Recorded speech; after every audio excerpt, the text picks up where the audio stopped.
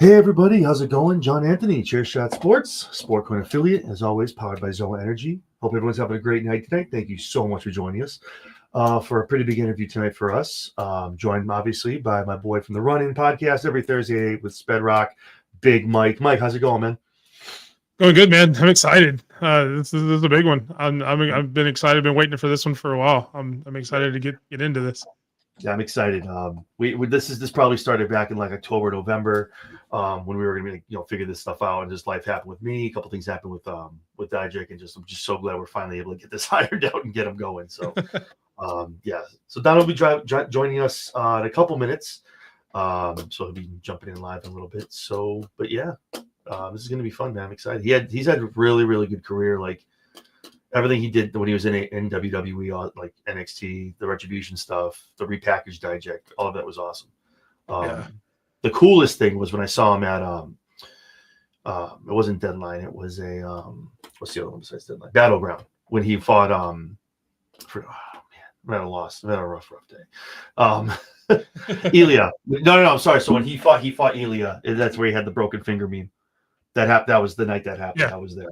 Yeah, that was awesome to see. It was so he literally was staying in the ring, just like the cameras are off doing other stuff. He's just standing like holding it up. We're all like, oh my god, like what the hell? And then the meme happened. That was cool. So yeah, I heard as we were doing our research, I heard an interview where he was talking about that. It was, I mean, man, that's crazy. It was wild. Like it was just they focused it on it during the PLE, like, and it was on the screen. You could see his finger. Just I was like, oh my god, like Jesus. Yeah. So then the meme happened the next day. I was like, that's pretty cool. What's going on? Some shout outs for everyone. Thank you so much for joining us. Appreciate you. How's it going? I'm waiting for Lady Alpha. Oh, she beat me just by 2 seconds. What's going on, Lady Alpha? What's up, Lady Alpha? Awesome. So yeah, while we're waiting, I know obviously Thursday you guys have a run-in coming up. What do you guys got planned for that show on Thursday? We will go over Elimination Chamber with our predictions and everything. You'll find out who did I defend my crown or did Sped overtake me as the WWE champion. And then we will be doing some AEW predictions with Revolution coming up next week. On Sunday, we will predict that. I will put my AEW crown up. So depending on how this goes, I could either hold on to 2 crowns or I could lose 2 crowns over the next week or so. We will be doing predictions for that. And then we will also do predictions for Roadblock. No title on the line for that, just because I'm not giving it all away.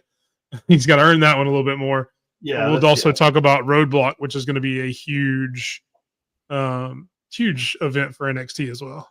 I'm still debating it. I mean, it's only like a little over 3 hours for me. I'm still debating. Yeah, I saw your post. Like I got the okay from the wife, and I'm like, that's getting there is okay. I can leave early enough. Like it's fine. It's the getting home. Like you get over at 10. By the time I get home, like I gotta make sure work is okay. I don't know. I gotta figure it out. But I don't know. I'm debating it. But so good to go to the theater. That's the closest I've been to MSG. I've never been inside, unfortunately, inside the Garden. But yeah, I'm thinking about it. I saw they just announced another match for tonight's show too. Jordan Grace and Cora Jada apparently gonna have a match tonight. I saw they just announced that. That's pretty cool. I'd like that to be next week. NXT's been cooking, man. I'm telling you, some of the matches they have, like Hardy's going to be on tonight as well. That's going to be good to see. Yeah. So, yeah, I'm excited. What's going on, Brett? Nice to see you. Doing well. Can't complain. You are the ninja.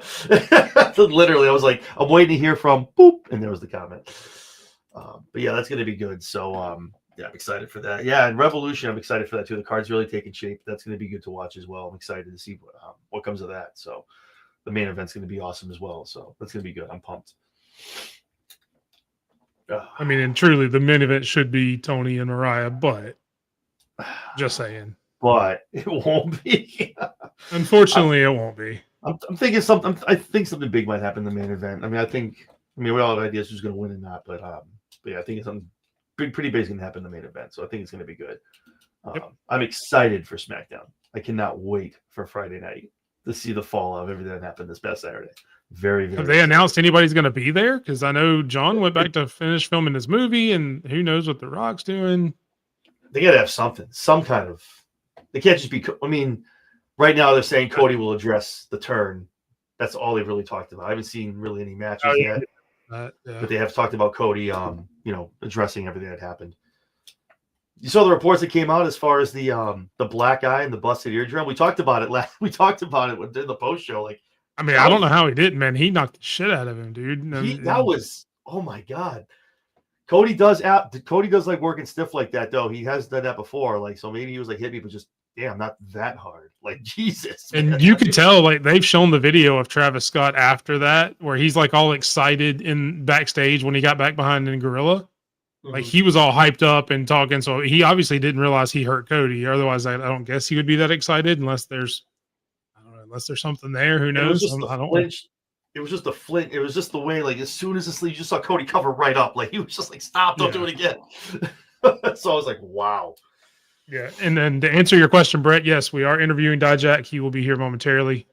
Probably closer to right at the top of the hour, which is when it was scheduled. We wanted to get in a little early and kind of clean up a little bit of this stuff. That way he's not having to wait around us, just chit chatting.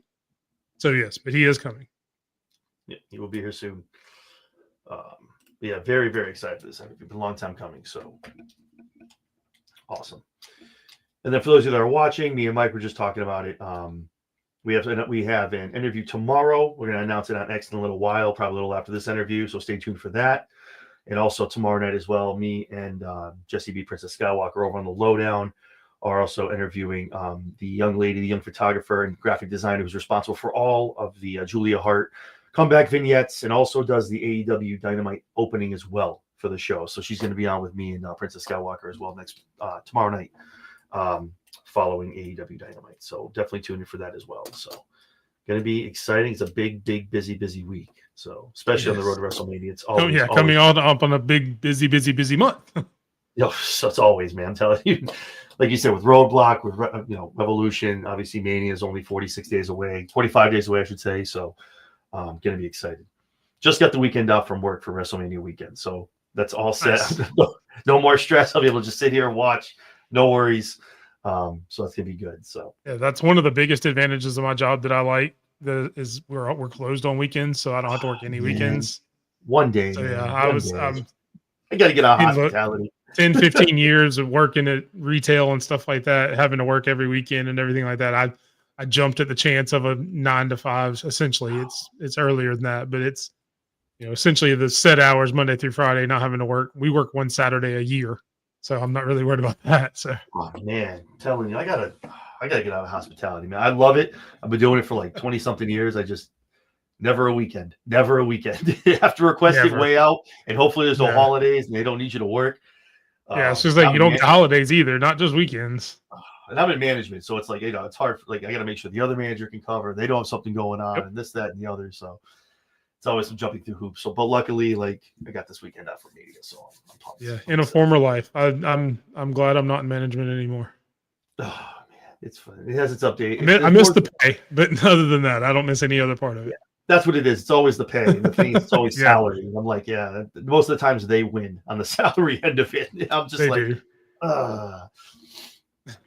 so those of you that are tuning in, it's at the top of the hour. It's 7:00. Donovan Dijak is our guest. He's gonna be popping in any second now.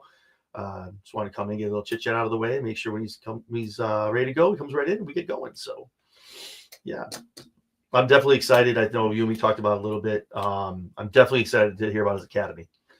Definitely excited. So awesome. So without further ado, like we said, we have our guest of honor, the awesome and ever talented Donovan Dijak joining us, guys. Hi. How's it going, man? Thank you so much. And ever talented. Thank you so much. I'm doing very well. Doing all right. I was just telling them we've been trying to do this, I think, since like October of last year, with things coming up on my end and stuff like that. So I'm just glad to get you here in front of the camera and to be able to talk to us. So again, I appreciate you taking the time. I appreciate it. Oh yeah, thanks for having me. I appreciate being here. Awesome. So real quick, just before we get into all the other stuff, WWE and what you're doing now currently, just some people that might not know exactly who Donovan Dijak is. Like, I know you got your start up here.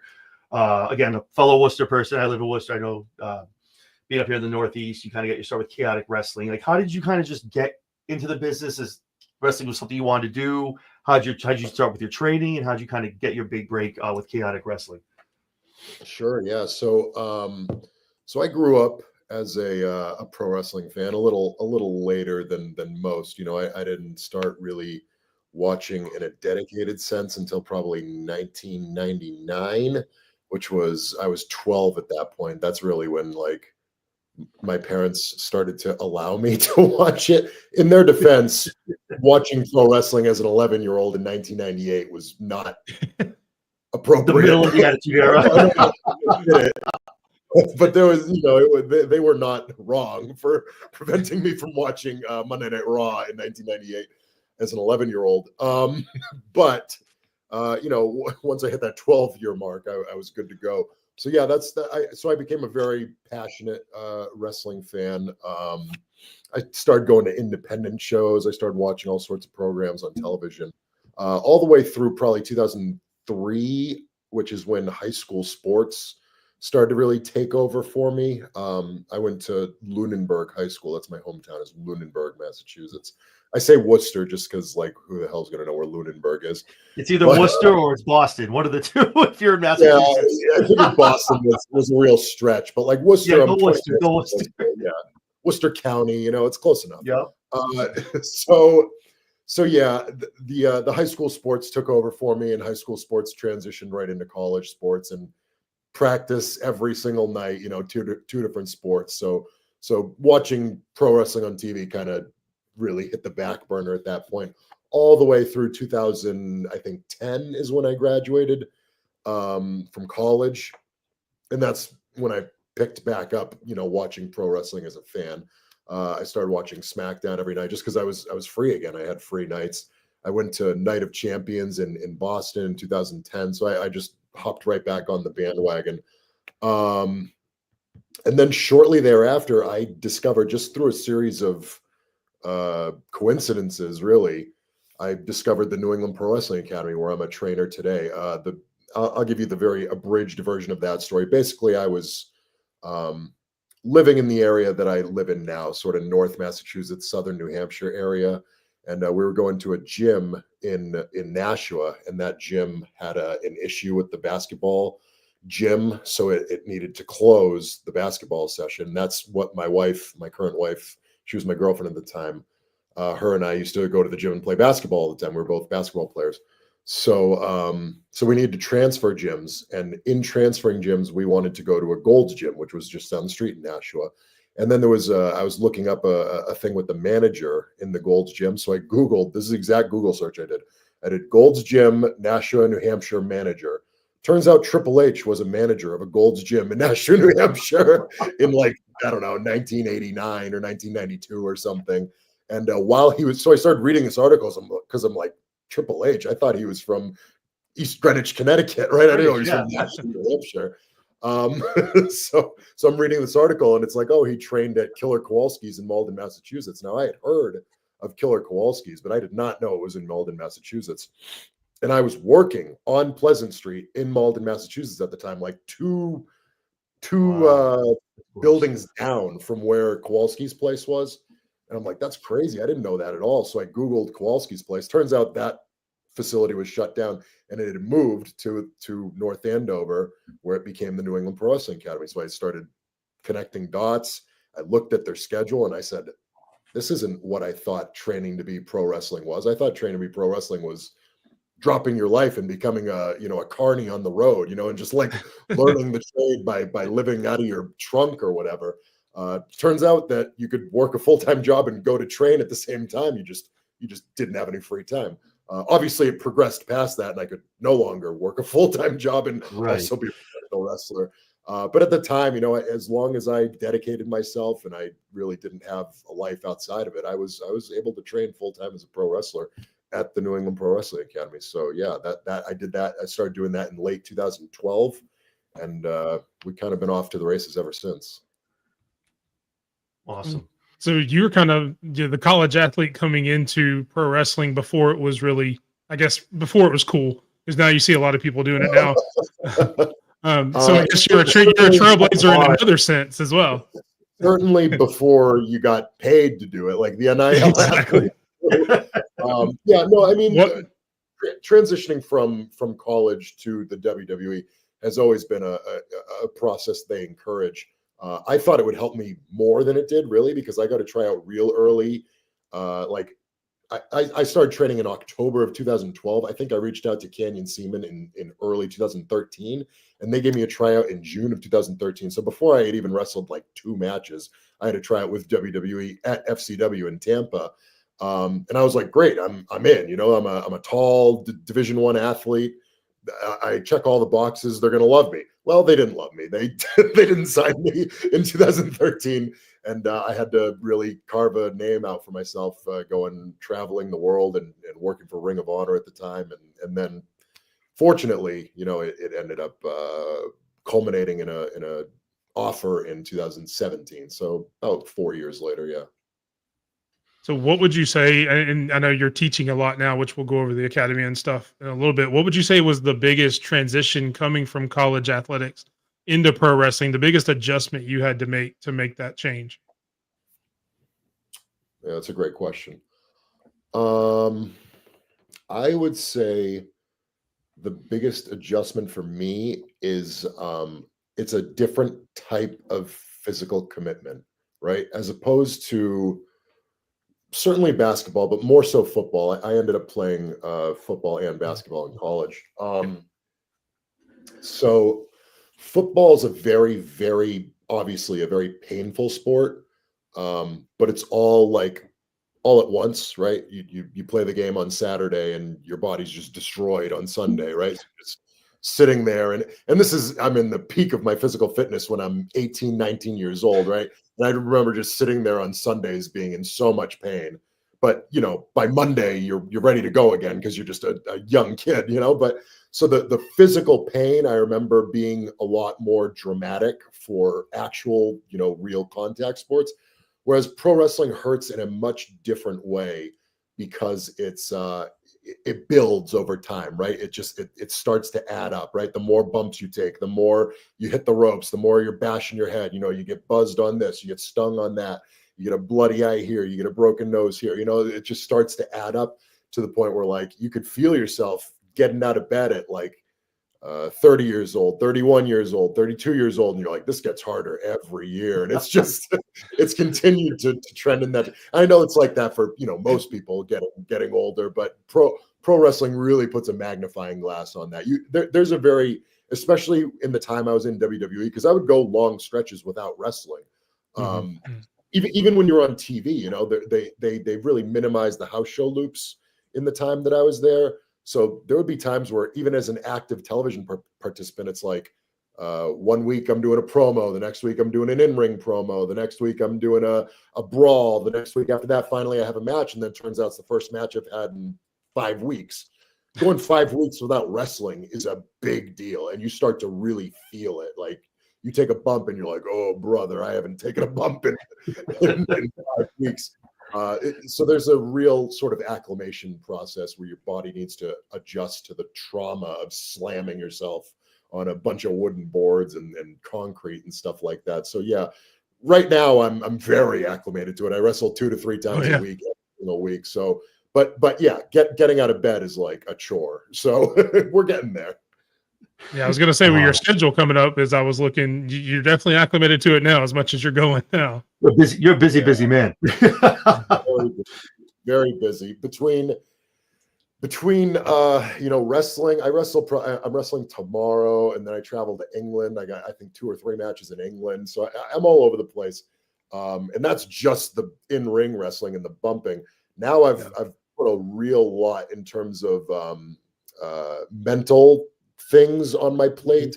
I trained a class today at 2 p.m. As soon as I hop off this, I'm training another class at 8 p.m. Tomorrow, I'll be driving to North Andover, exact same building that I trained in 2012 and 13, to train another class tomorrow night at the New England Pro Wrestling Academy, 6:30, and then the drive up to Canada.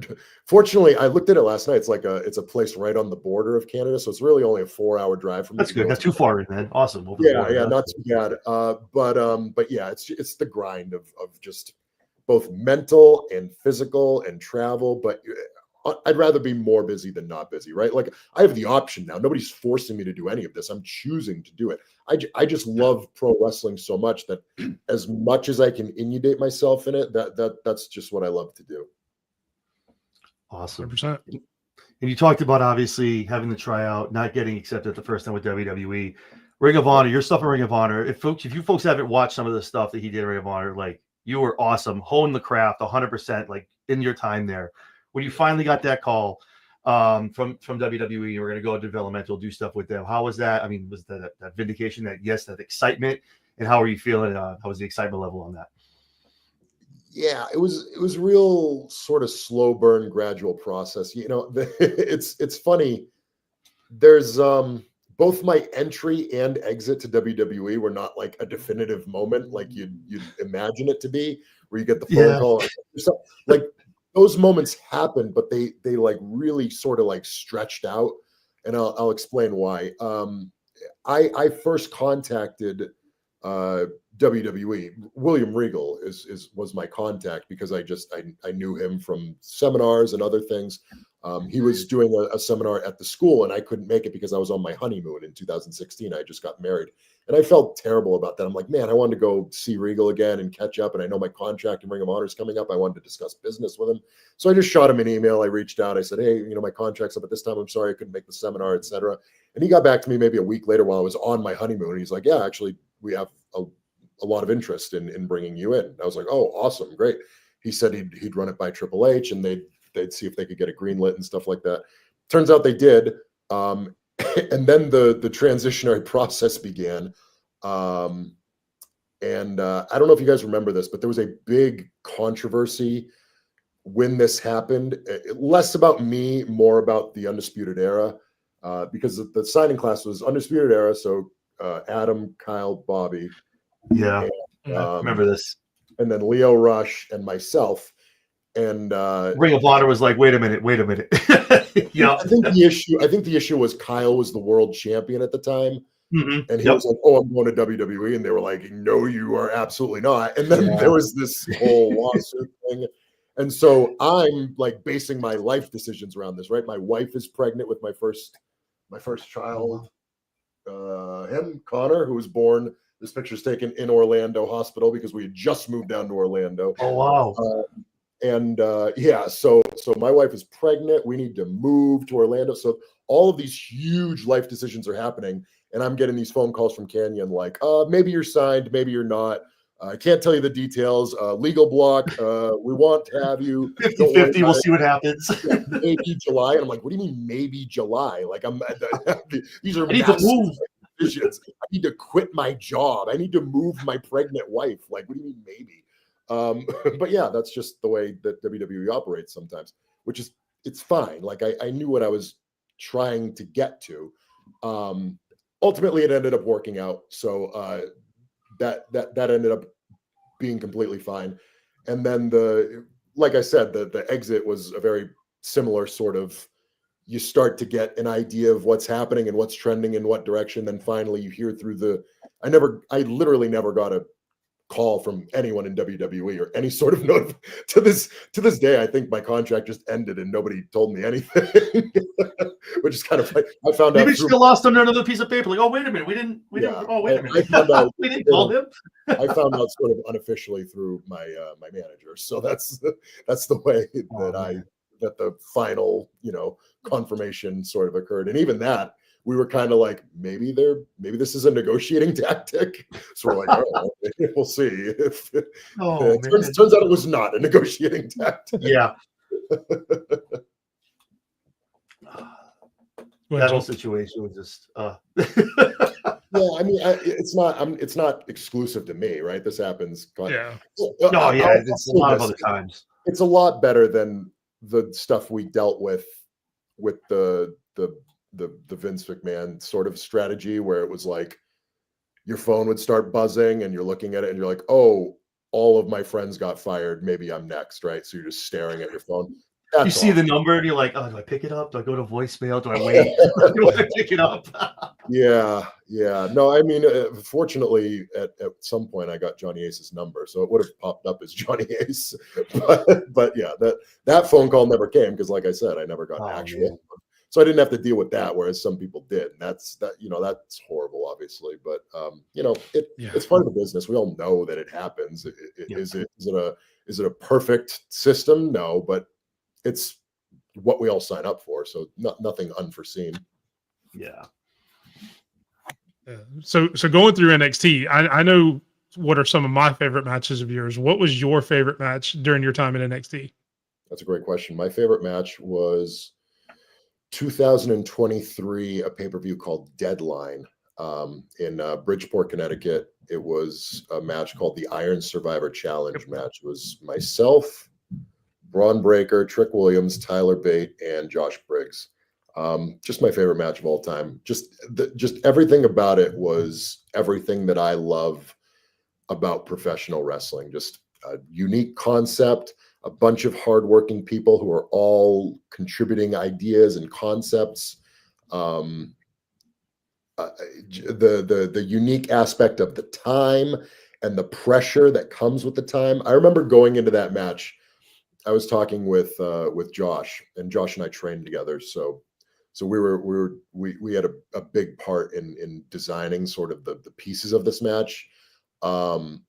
And I remember going into that match, I remember talking to Josh and being like, this is the least excited I've ever been going into not the least excited. This is the most nervous I've ever been going into a professional wrestling match. Because usually there's very little nerves, right? Usually it's a pro wrestling match. Like only so many things can go wrong, right? If somebody quote unquote botches something, that's kind of exciting for me because now it's my opportunity to like really be a worker and improvise, ad lib, figure stuff out on the fly. Right. All the stuff that we train for. So there's very few surprises in the world of professional wrestling that get your nerves racked. The Iron Survivor Challenge really made me nervous because you can't just botch. Like the time will expire and the whole thing is ruined. Yeah. So it was really cool to have that level of pressure, and just because I'm kind of the kind of person who would do this. I designed a lot of the back end to be my responsibility in terms of timing and getting us. Because what had ended up happening is we had so many segments that needed to hit certain time cues, but there was fluctuation there, with the exception of the last. Because that's where Trick got to real quick at the end and ended up winning. Yeah. So we the final 70 seconds of it, let's say, needed to be like down to the second to get that final moment where the lights are flashing and they're both standing there and they meet in the middle to have the 3 count right as the bell rings. Right. It needed to be literally perfect. So I put the timing of that in accordance to me grabbing Trick and hitting my finish and covering him with the ref pull and then the Eddie Thorpe spot and then the kick into the pin, right? All of that needed to be down to the millisecond.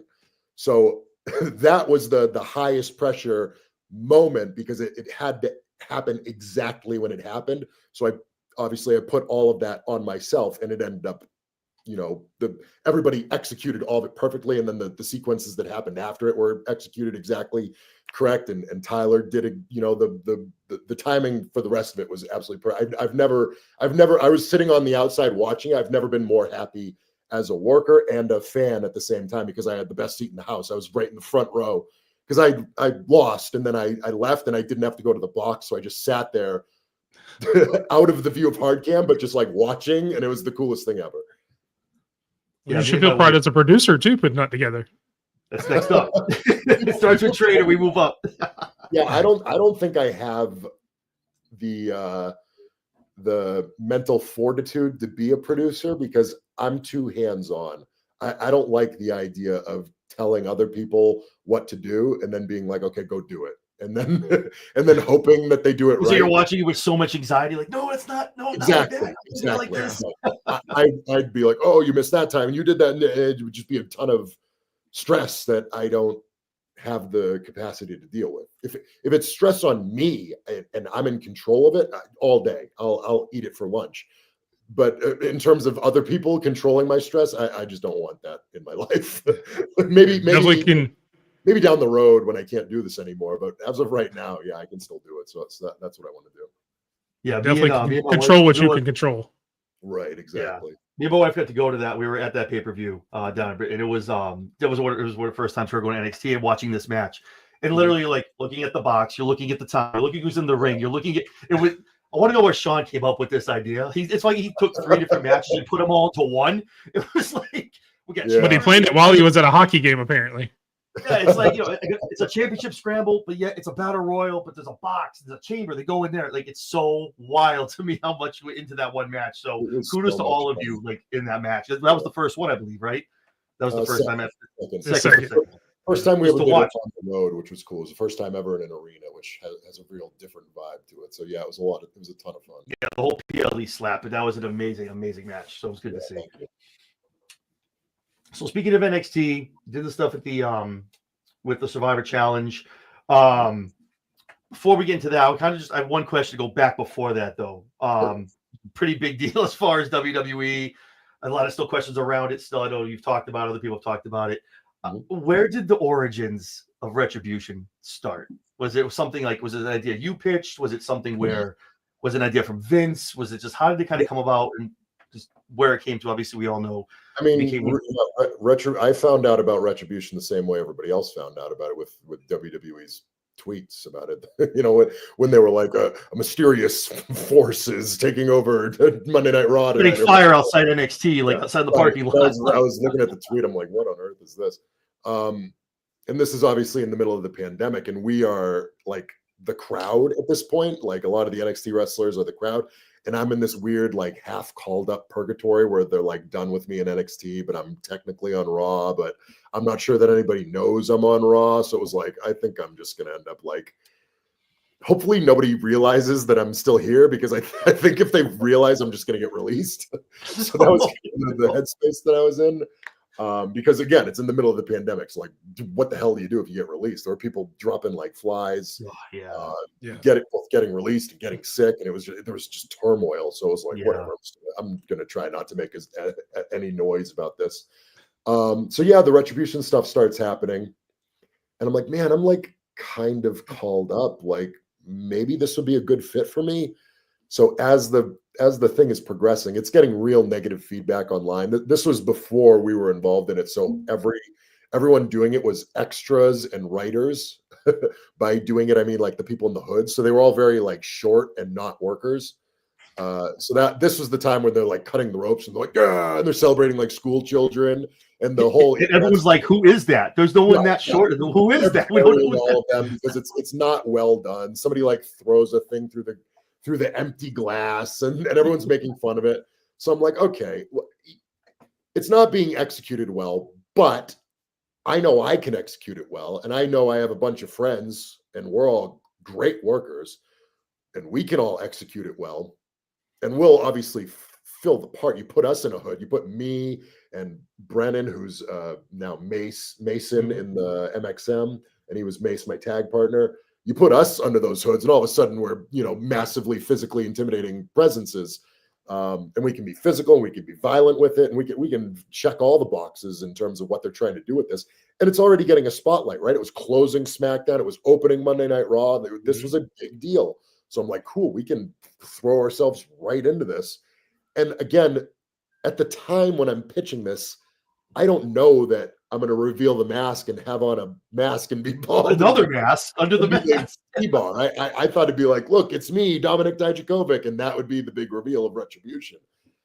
Turns out that's not what happened. I pitched, so I saw Retribution as an opportunity for a bunch of, my idea was, okay, Dominic Dijakovic, the character was killed off by Karrion Kross. I don't know who's familiar with pandemic era NXT or the beginning of it, but my last match in NXT, I was killed off by Karrion Kross. He put me in his finisher sleeper hold. It was to build to him and Keith Lee. Keith Lee was my friend. They brought me into the angle to be Keith Lee's friend and to create the momentum going into the match. So my whole backstory was I was killed and my friend abandoned me, and typical like heel stuff, blaming a good guy for doing something that I interpreted as bad. So that I want retribution against the company. I want to destroy the company because of that. And then I had a bunch of friends, Mace, Shane, who's Slapjack, and I'm listing all these. I listed Killian Dane, and I gave the reasoning. Nikki Cross, I think I pitched, and I said, hey, all of these people have a reason to want retribution against this company, and here's the reason why. Right. So that was the pitch that I gave him, and I talked to him about it. I gave him a video, and I showed him what my vision was, and my vision was a mask similar to the one I ended up using, but then I took it off to reveal my face, and I wanted to be like a different version of Dominic Dijakovic that was just Dijak, right? So yeah, that was the pitch I gave him, and then what you saw on TV was what they came up with. Really, everything that you saw every week, I was finding that stuff out probably 2 hours before you saw it. So really, it was like, hey, here's what you're doing. All right, sounds good, because we'd just been called up. None of us were in any position to question anything. So it was like, okay, your name's T-Bar and you're in a mask, and it's like, okay, my name's T-Bar and I'm in a mask. You got it. And we just had to make it work as best as we could. That's really the story of Retribution, because quite frankly, very quickly after that, it lost steam quickly. Yeah. Working assumption, I don't know this to be fact or not, but the working assumption and what I heard through the grapevine was Fox didn't like it. So Fox said no more Retribution on SmackDown, and then they were like, okay, you guys are exclusive to USA Network. And that was the week where things started trending. Like, we're no longer closing the show, we're no longer opening the show, we're no longer a focal point of the show. I think that was when Vince was like, okay, I'm gonna get as much of this project as I can, but ultimately it's not gonna do anything. And that's just the way once he's all set with the toy, it's like, okay, I'm gonna put this back in the box. Pretty much, It didn't stop us. We were working our asses off, and we were pitching, us versus another faction for the control of the company at WrestleMania. You guys were out there doing your thing week after week, man. You, Flapjack, everybody, man. You guys were out there working it. You could tell. You guys put a lot into it. Everything. So much fighting and scratching and clawing. But by fighting, I mean like confrontational. I mean like trying to change things we were given just slightly so that they're not, massively offensive and like super controversial, things like that. Yeah, it could have been something great, man. Yeah, I think if we had done the angle, first of all, it would have helped a lot if we were in front of an actual crowd, right? It's hard to debut something in front of screens and fake noise, right? It's like, are they actually over? Increase the volume. Yes, they are. No, they're not. So it's hard to get a gauge of that. And then two, I think if we just simplified the names and made the masks removable and done entrance masks, pretty much exactly what they're doing with the new faction in NXT. Yep. That's exactly how I would have done it, which is exactly what I pitched. But Vince was Vince in 2000. Yeah, and that's what I was going to say. It's interesting to see how they probably maybe learned from those mistakes with this new faction. Even when you look at like the Wyatt Six coming in, they've got Master and their entrances, but they take their masks off and stuff like that. Really to a lesser extent. Oranges at that point, because to say that someone learned is to assume that they had it wrong before. Triple H and Shawn, good point, have known what they're doing for a long time. Retribution was Vince. It was all Vince. The Triple H and Shawn had nothing to do with it. So it's comparing two different things. Okay, that's fair. Obviously. So Retribution happens. Obviously, I love the repackaged Dijak character, pretty much the Harbinger of Justice. I think it was awesome. Came across great on TV. You get a call up, and you kind of reference it a little bit. We talk about the end of kind of your WWE tenure. It kind of just, you were gone. Like, I'm not saying this because you're on my show. Like, I was a big fan. I liked what it was in NXT. I was excited when you got drafted up, and you're gone. So the only thing I want to talk about that as far as like obviously a little bit after that, you took to obviously social media and you wrote the infamous letter that you wrote, which I think was very well done, very tasteful, very great. Was that just kind of like not vindication, I guess, but you just kind of letting everyone know, like you just getting off your shoulders, that peace with everything that happened, and letting everyone know kind of like this is what it is, this is what happened, and I'm okay with that. Is that kind of what that was like? Right, just turning the page, I guess. Yeah, to a certain extent. It's trying. I mean, I was in a obviously a different headspace at that point. I had to come to grips with, one of the most difficult things that has ever happened to me in my life. I'm also at a point where now I have to figure out what I'm going to do from a family aspect, a financial aspect, because I have 2 young kids and a wife who all rely on me. So yeah, I think the idea behind the letter was I'm just going to be as honest as I possibly can, right? Because I think the normal thinking is, okay, let's position this as positively as we possibly can, right? Um, and in hindsight, maybe that's what I should have done. Because who knows, right? When you position things positively, they're typically received positively, and then you might get better opportunities because of that, right? So in hindsight, who knows if I made the right decision? For me, and for the way I feel about things and the way that I operate, I do everything from as honest and forward as I possibly can be, while still being respectful, as respectful as I possibly can be to everyone involved, and as honest with myself to everyone involved as I possibly can be. So I told the truth as flat out as I possibly could. Here's exactly what happened. Here's the exact amount of communication I was given. Here's exactly how I feel. Here's the truth is that I wanted to be here. The truth is that I tried to have these conversations. And I did. I was talking to creative literally the day before I was notified. And not just like my writer, but like above my writer. And I don't know. The short answer is I don't know. I don't know what happened. Maybe maybe there was a plan in place before that, and they were just, appeasing me by talking to me. I have no idea.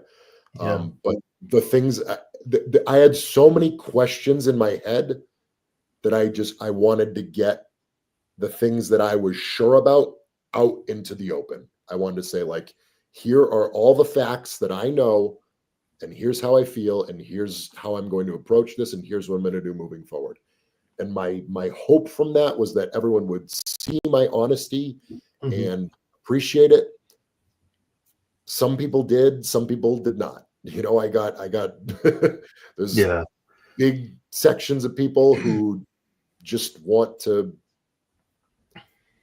find a reason to blame you, and I need to accept that, right? Because that's just what they do. It's not just me; they do it with everyone, right? So it's fine. I understand that people like to have closure, and they like to have a reason. They like to say, "Oh, why is he gone? Oh, that's why," right? So I get it. We all do it. I do it. I used to do it when we would watch the lists. I would text with my friends and be like, "Oh, I heard they did this. I heard they did that. I heard they did."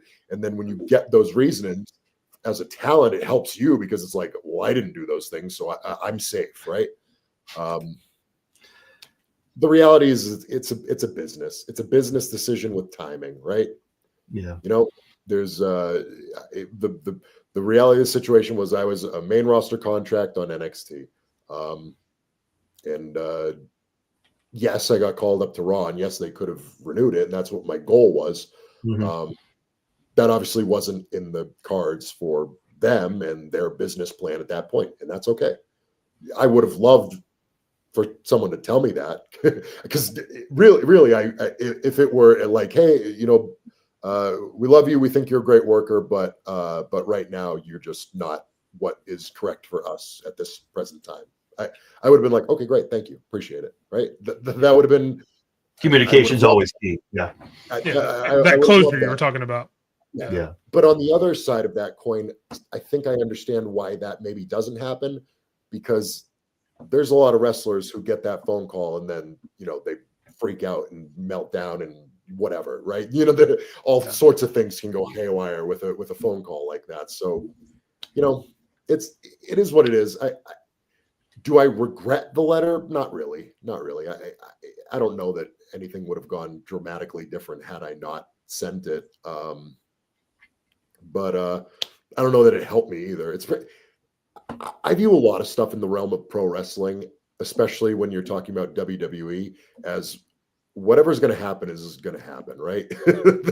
There's so many examples in WWE of people who were on a trajectory to do something, and no matter how much they messed up, they stay on that trajectory to do something. And then there's the exact opposite of people where it's like, if they don't see you as a star, no matter what you do, you are not a star. And that's just the way it is. It's pro wrestling. It's a business. They're going to do what they think is going to make them the most amount of money, and I respect that. Yeah.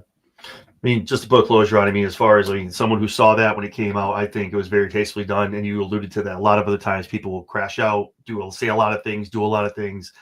It was very respectful, very truthful, and just very closure on your part, being like, hey, I did what I could, but unfortunately it didn't translate to anything on their end. But like I said, I think it was very well done. So I think it was something that was good on your part. It's like to be like, hey, this is what it is. But appreciate it. Yeah. Now you're working more than ever. The workhorse, baby. The workhorse. I am probably busier than I ever have been in my career. Yeah, for sure. It's a whirlwind. I'm 37 years old. I turned 38 in a little less than 2 months. So certainly not in the twilight of my career. I'm definitely on the back nine, probably. But I still think I'm in the prime of my career, right? Certainly for the next 3, 4, 5 years, physically.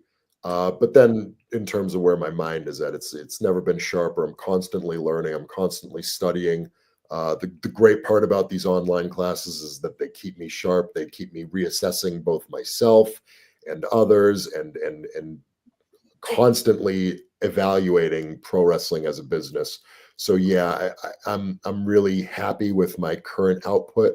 I think that the matches I'm having right now are so deeply laced with physicality and psychology and all the things that make professional wrestling fun and exciting for me, both to do and to consume and watch. So yeah, I'm really enjoying this run, and I hope that I get the opportunity to show it to more people, right? Because that's the goal. The goal is to both succeed as an artist and to have as many consumers of my art as I possibly can, and to provide for my family at the same time. So that's the goal, and we're constantly working towards that. I never take a night off. I never say, oh, what's the least I can do. I'm constantly driving to do more, to figure out how to get the most out of a situation, and to put on the best matches, product, brand, and entertainment that I possibly can. So, and speaking of one of those matches, I do want to ask you about the Academy, but I'll do that after this, because I've been doing the research. This is a match I haven't gone back to see yet, because it happened just recently. As a match that happened last weekend, as a matter of fact. Explain to me what the hell a U-Brawl death match is and how that happens. Mike couldn't wait to ask that question. It was a ton of fun. It was so much fun. I've never done a death match before. This was my first one ever. And I always said I'd never do a death match, which I like to call it in my class the 95% rule, where you never say never about anything in professional wrestling. Mm-hmm. What I mean by that is I'm not interested in taking, a bump in like glass or like getting hit with light tubes or bleeding everywhere, stuff like that. I've bled before, obviously. I've done it on WWE TV before, on live national television. But just the normal things associated with a death match. What this was it was a pretty much a glorified ambulance match where they drove, and this was all told to me in advance. Honestly, it was described to me before he even called it a death match. And when he called it a death match, I said, okay, well, sure, if you want to call it that. It's not really what it is. But ultimately, what we did is I didn't even realize this. I didn't realize that the whole show was a deathmatch themed show until maybe a week before. But I had asked to be the opener, and it turned out to be a great thing because the way this match was designed, it was me and Krul, who's an outstanding guy, good friend, and and the goal of the match was to get your opponent into the U-Haul and shut the door, just like an ambulance match, right? But then they included this element of death match, right? So I guess you could use weapons and kill each other and all this other stuff. Knowing that we were the opening match, I said, "Oh, what a great opportunity for me to not take any of those weapons because that's just not my style. I don't like getting hit with weapons and stuff. I'm fine with kendo sticks. I'm fine with chairs. I'm fine with most things. I don't. Yeah, light bulbs and light those tubes barbed wire and all this. glass things around my face and stuff. I'm just not a big fan of. But more power to the guys who are. I'm just kind of a bitch. So when it comes to that, anyway. So yeah, we designed the whole thing because we were the opener and the crowd hasn't seen a bunch of weapon stuff yet. We said, okay, let's make this. It's two huge guys, right? It's funny. I said to him before the match, I'm like, look, this is the biggest match physically, not just on the indies, but probably in all of professional wrestling today, right? Because where else are you going to see two guys who are 6'7" or bigger and like 280 pounds or bigger in the exact same ring at the same time? Like most companies don't even have. I mean, they could do like Braun Strowman versus Omos in WWE if they wanted to, but they're not. So, right? They haven't yet anyway, or not in a long time anyway. So yeah, I was like, this is a spectacle. So let's give them that spectacle. Let's brawl a little bit around. And then I took some nasty bumps on the outside and stuff, but just normal stuff that I'm used to, right, on the floor and on the apron and stuff like that. And then, but the story we were able to tell was him. He's this monster, right, just dragging me to hell the whole time, and me trying to fight my way out of it. And then I ended up taking those big bumps all around the crowd. And then we got to the outside, and that's where we saved the first introduction of the death match element, which was really just two things. The first was we teased once we got into the U-Haul, we teased him locking me in and me fighting it. So it's that, that sort of underdog mentality and psychology.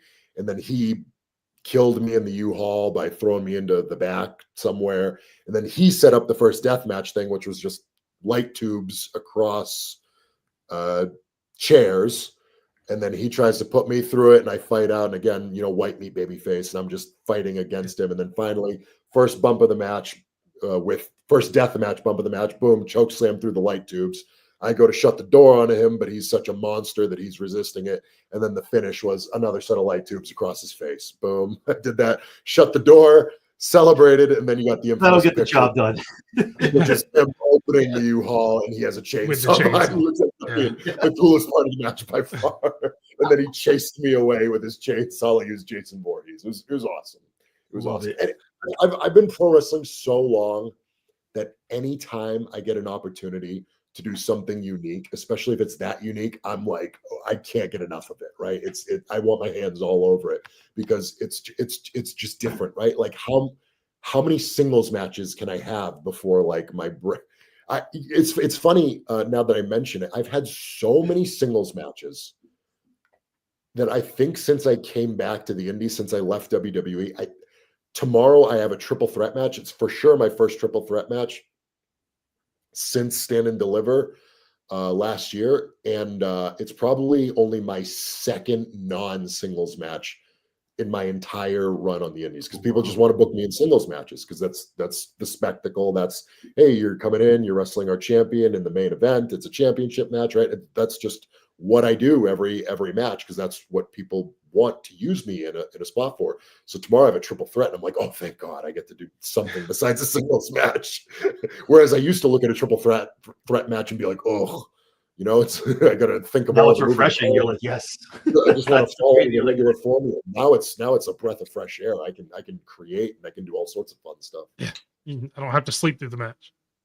I never sleep through them. I never take a match off, right? Every time I step in the ring is such a blessing and such an opportunity for me to create and have fun. And if I'm in the ring and the bell rings, I'm that's where I want to be in life. That's where I'm outside of like family stuff. That's where I'm the most happy professionally, is in the ring when the bell rings. Even when I was in my lowest, sort of darkest time as a active wrestler in WWE, which was probably when I was T-Bar in 2022, early 2022, because I was just never on Raw, always on Main Event. It was just difficult, right? Because I'm traveling, and I'm traveling all over the United States, but I'm desperately trying to get on television, but I can't break out of it.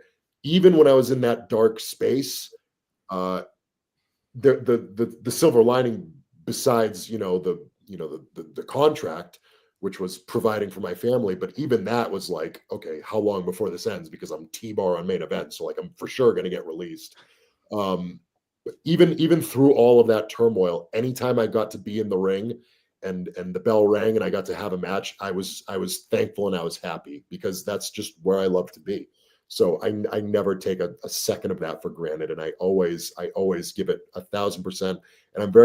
And when the day comes where I can no longer professionally wrestle anymore, I'm going to look back at my career with absolutely no regrets, because I'll be able to say that I cherished every second that I had in the ring. Because every time I have an opportunity in the ring, I'm never like grumpy about it. I never look past it. I always thank my lucky stars for the opportunity and the ability to be in a professional wrestling ring, because I know that that's a finite amount of time, and I'm one day I'm going to miss it desperately, and I'm very cognizant of that. That's awesome. Yeah, I guess kind of what I meant was a match you could do in your sleep is probably what I should have said. It's kind of what I meant. Yeah, I could absolutely do a match in my sleep if I needed to. I have one more question. I know you got to get to your class too. I don't want to keep you too long, but I'll let Mike. Mike has one question about the academy. I'll let him ask that, and then we'll wrap up. Basically, just you talked about you're still in the prime of your career. What made you want to start going ahead and doing the academy to give back? So really instead of that time where you actually can't do it anymore. Well, two reasons. One, when I got the opportunity to start training at the New England Pro Wrestling Academy, it really lit a spark in another part of me, which is the ability to teach and to interact with students. Because to me, it's not just teaching; it's also a learning opportunity, right? I'm able to talk to these people who have less experience than me and get their feedback, and I get to wrestle with them, and I get to, it's a double, it's a two-way street. But yeah, the opportunity to get with these kids and to talk about pro wrestling and to give them the insight that I learned from, I was able to wrestle John Cena. I was able to wrestle Randy Orton. I was able to get feedback from these guys. I was able to get feedback from The Undertaker, Triple H, Scott Hall, Shawn Michaels, Kevin Nash. It's just, the list goes on and on and on. That's like 1/8 of the amount of people who have such a mind for professional wrestling that I was able to sit and break down pro wrestling with. And that's half of those guys I didn't even wrestle. The list of people that I wrestled just goes on and on and on. So there's this wealth of information in my head, and some of it contradicts itself, and that's okay, because pro wrestling is subjective. So to be able to transfer a lot of that information, because I have such a good memory for only professional wrestling, right? I have a terrible memory for everything else. I can't remember to take the garbage out. I can't remember to clean up my stuff. I can't remember what I had for breakfast this morning. I'm with you. Talk to my wife, and she'd be like, "You have a good memory, my ass." Right? I have the worst memory in the world. But when it comes to pro wrestling, for whatever reason, that's like the space I have carved out in my brain. Maybe that's why I can't remember anything else, because there's so much professional wrestling information in my brain. And I love to communicate, and I love to collaborate with these students and with these other professional wrestlers. So when I thought of this concept of being able to do that on an online space, and in a sort of interactive Zoom format, I thought, man, not only is this a outstanding opportunity for me to continue to do something that I love, but it's also buildable and sustainable to be a legitimate avenue for me to continue to work in this business, even when I've wrestled my last match for a very long time, right? God willing, my brain stays, the way I hope it does until I'm 70 or 80 years old. That means that I can now continue to contribute to this business for the next 40 years, right? As opposed to an in-ring career, which is a lot more finite, right? Like maybe if I'm lucky, I'm able to do it 12 more years or 13 more years. If I'm really lucky. Most guys stop when they're 45, 46, and that's if they're lucky too, right? So luck has to be on my side. But even then, it's a real short window when you look at the grand scheme of things. With the online academy and with training at the New England Pro Wrestling Academy, I feel like I can be a part of the business for a much longer time, and that it gives me purpose, and it gives me a sense of security for providing for my family too. So that's helpful as well. That's Yeah. awesome. So obviously you are slaying it on the indies, Destiny World Champion, MLW, doing stuff with them as well. You have the school. Is there anything as 2025 rolls on and we look in the future, you said kind of getting as an artist, getting your craft out to as many people as that can see it. That's what you want, obviously, as a performer in ring. Is there any want down the road to maybe get back into a WWE? I know you're backstage at AEW a while back. TNA is on the rise as well. Is there any want maybe to get back into one of the major, nothing against the indies, man, like on one of the major 3-letter brands, back at there and kind of like finish what you had started with the Dijak character or another character with them? Yeah, I mean, I'm always evolving, so I'm open to the concept of changing the character. I'm realizing it's very difficult to evolve a character off television. So because the biggest show on right now is MLW, and I love MLW. They've been treating me extremely well. They've been giving me an opportunity to sort of redefine my brand, which I'm super appreciative of. But it's hard to be like, okay, I'm shifting the character without like a definitive week by week sort of storyline to do so. That being said, to sort of answer your question, I'm going to watch my words because I did this a couple weeks ago and the internet eviscerated me. I wasn't looking for a commitment. I'm just asking a question. I want you to go nuts. No, I know. No. The people watch this and they go, "You hear what he said?" Just for a little context, what I said was, quote, I want to be somewhere where they want to have me. And somebody, not the people. Oh, yeah, okay. But like somebody ripped the quote and put that on. And then everyone was like, of course, you idiot, he's begging for a job. He's, all that discourse happened. And I'm like, okay, I just need to shut up and stop talking because no matter what I say, it's going to get ripped apart. What I mean by that is that I want to be places where they are as invested in me as I am in them, right? There's lots of companies that provide a job and they view you at a certain level and maybe you view yourself at a different level, and that's okay. That's business. And I did that for a long time. I viewed myself, I always wanted to be a top guy in WWE. I was never subtle about that. I made that clear to Vince McMahon. I made that clear to everyone in a creative position that I talked to, is that I want to be a top guy for this company. What can I do to get there? And that's a difficult conversation to have. So basically, I still view myself as a legitimate top guy for a company. So if a company is interested in me as a top guy, then that's a company that I want to be a part of. It's that simple. Awesome. Well, I can tell you what you're doing in this is amazing, and wherever you end up, folks will be lucky to see you in the ring watching you perform. I can tell you that much because I've enjoyed it. I know Mike has, and what you do is amazing. So just keep doing what you're Definitely. doing. Thank you. I know you have to run. I know you have other obligations. I appreciate you taking the time. Donovan, where if people want to follow you on socials, where can they find you and see some of your stuff, and also some stuff about the academy as well? Yeah, no, everything, all my socials are at Dijak FYE. FYE is in Feast Your Eyes, not the record store that I don't even know if it exists anymore. But yeah, the Academy website is what is it? DijakWrestling.com. You go there, you'll get all the information. I've got private one-on-one sessions. I haven't quite announced the next session of classes. I think they might be listed on the website, but I haven't started advertising them yet. I think it's going to start sometime around, because April and May are very tumultuous for me. So I don't want to be like committing to nights where I can't make the class. So I think I'm going to restart the next session of classes in the May to June sort of time frame. So if you check out the website, you'll get all the information there. If you want to train with me, I've got other things coming up on the horizon that I want to start doing with the academy in terms of people who have more experience, so we can watch film and break down film and stuff like that. Stay tuned to all my social media. I'll have announcements and things like that, and then you can take a look for yourself at DijakWrestling.com. Awesome. I know next time you're up here at Beyond, I'm definitely gonna be hitting you up to beat you backstage. So awesome. But thank you so much, Donovan. It's an honor, man. I'm glad we finally got to do this. I know I'm excited. Mike was very excited to do this as well. So thank you for the time. An honor. Awesome. And good luck in everything. I know we'll be talking down the road, so I appreciate it. Thank you very much. Thank you so much. Yeah, I appreciate it. Take care, guys. So everybody, for myself, for Donna, and for Mike, thank you so much for tuning in.